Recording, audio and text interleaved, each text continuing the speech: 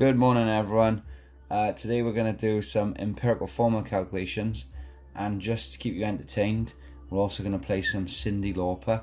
This is Cyndi Lauper, Time After Time. I think that's a very nice chemistry song. So this is an empirical formula calculation, which means the simplest formula.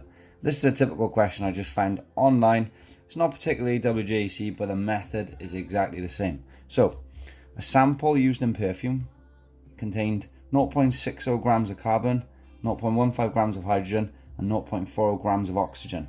Calculate the empirical or simplest formula. So we're taking it back down to the basic of one molecule.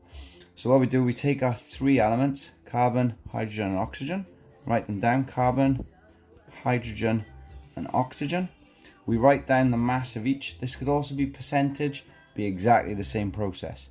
So there we go, 0.60, 0.15, 0.40. Now the next step is to divide it by the AR, the relative atomic masses.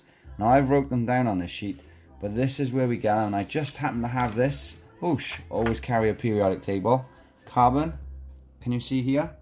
Carbon, C12, you get it's the big number, the bigger number, which is the mass of protons and neutrons.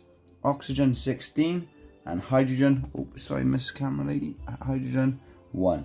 So that's what we're going to divide them by. 0.60 divided by 12, 0.15 divided by 1, 0.40 divided by 16. So 3 equal signs. I'll very quickly do this on the calculator. I use a Casio FX83 GT Plus. That's my weapon of choice. 0.60 divided by 12 equals 0.05.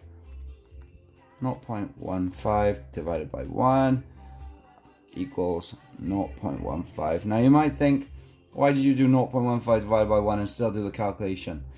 I knew it was 0.15. Well, I think my brain knew, but I like to practice, and I know we got a calculator. Let's always check our answers.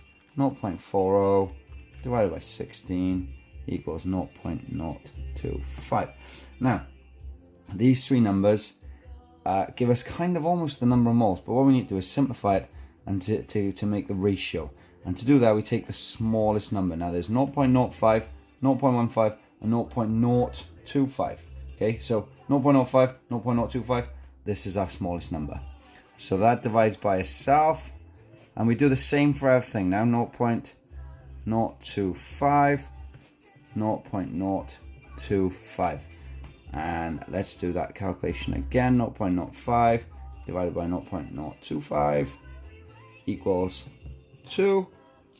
0.15 divided by 0.025 equals 6, and 0.025 divided by 0.025. I'll pretend doing my calculator, and the answer is 1.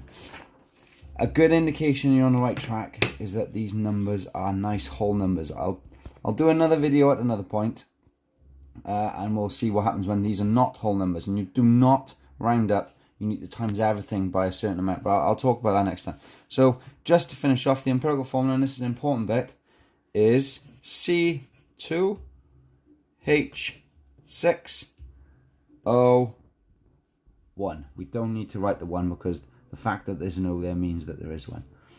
Thanks for watching, and I hope you've enjoyed the music.